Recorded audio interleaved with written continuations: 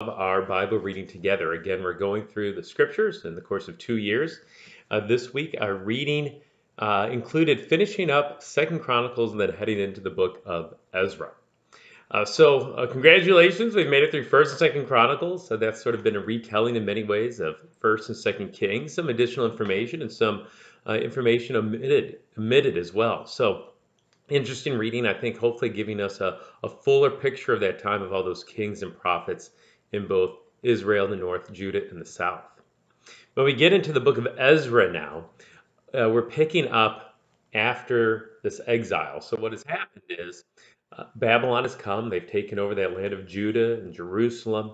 The temple itself has been utterly destroyed by the Babylonians.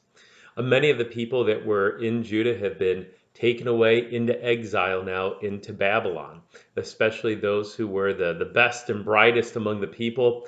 They were taken away, and those who were left were stayed in Jerusalem, stayed in Judah. Some years has passed though now. Babylon no longer the world power. Now the world power is Persia, and Cyrus is the king of Persia. And Cyrus makes this decree in the opening verses of the book of Ezra.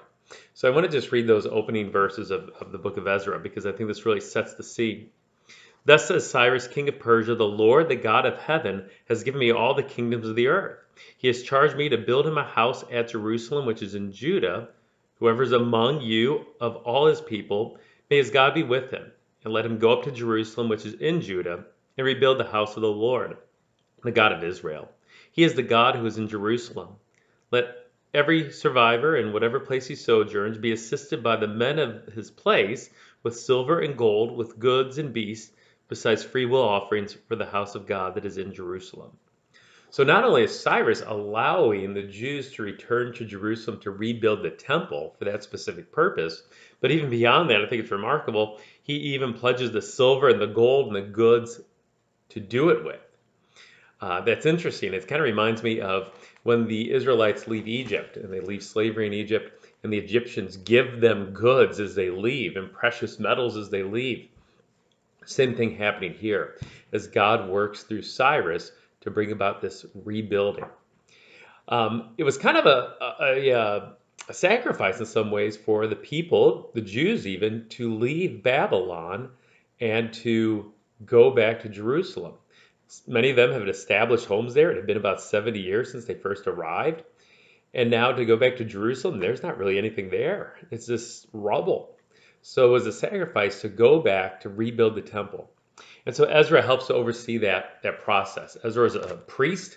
He's also a scribe. So he's somebody who would certainly make copies then of God's word, the Old Testament scriptures, but he was also someone who was an expert in God's word.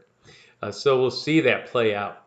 It's kind of interesting as we look toward next week's readings. Interested to see what you think about the part about intermarriage among Israelites and other nations. And then also get into the book of Nehemiah, which talks more about the rebuilding, not so much of the temple, but the walls of Jerusalem. Nehemiah, this faithful layman who serves as governor there.